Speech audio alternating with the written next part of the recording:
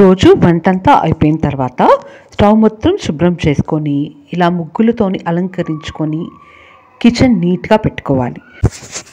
Stove కింద కంపల్సరీగా ఒక ముగ్గు వేసుకోవాలి. అలాగే ఆగ్నేయ మూలలో కూడా ఒక ముగ్గు వేసుకోవాలి. ఇలా చేస్తే లక్ష్మీ కటాక్షం కలుగుతుంది, అన్నపూర్ణమాత అనుగ్రహం కలుగుతుంది.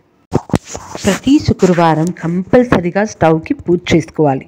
స్టవ్ మొత్తం శుభ్రం చేసుకొని ముగ్గులు వేసుకొని గంధంతో బొట్లు పెట్టుకొని ఆగ్నేయ మూలలో కూడా ఓం కానీ స్వస్తిక్ కానీ శ్రీం కానీ రాసి పూజ చేసుకోవాలి.